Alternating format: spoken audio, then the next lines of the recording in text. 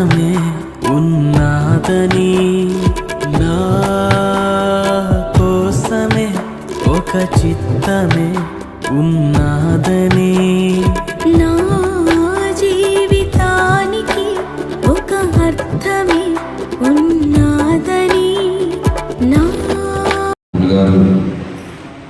Episode రాస్తూ మరి నూతన వధువరులుగా అన్న ఉద్దేశము చేత దేవుని యొక్క వాక్యపు మాటలు ఎపిసోడ్ రాసిన పత్రిక 5వ అధ్యాయము 22వ వచనంలో క్రీస్తు సంగమునకు శిరస్సైయులాగున పురుషుడు భార్యకు శిరస్సై ఉన్నాడు. క్రీస్తే శరీరమునకు అట్టిది మరి ఏదైనా లేక పరిశుద్ధమైనది గాను నిర్దోషమైనది గాను మహిమగల సంఘముగాను ఆయన పరిశుద్ధపరచుటకై దాని కొరకు తను తాను అప్పగించుకొనెను.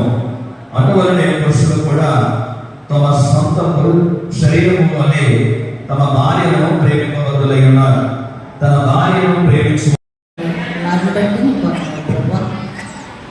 వివాహమైన విషయాల్లో కనిపెడు కనుక మొదటి నుంచి ప్రభా మరి నిర్మించినట్లుగా మనం చూస్తున్నాము. మనం చూసి వారి ఆదాయం ఒంటరిగా ఉన్నప్పుడు దేవుడు నరుడు ఒంటరిగా ఉండడం మంచిది కాదు, వారికి సాటి సహాయం అవసరము అని దేవుని యొక్క లేఖనాల్లో దేవుడు చూసినప్పుడు మరి దేవుడు వారికి సాటి సహాయాన్ని దేవుడు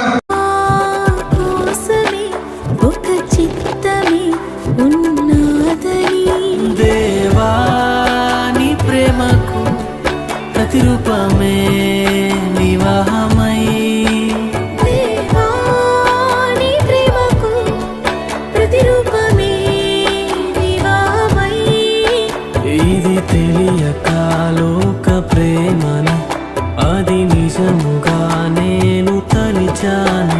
ఇది తెలియక లోక ప్రేమనే అది నిజముగా నేను తలిచాను. నా జీవితానికి ఒక అర్థమే ఉన్నదని, నా కోసమే ఒక చిత్తమే ఉన్నదని,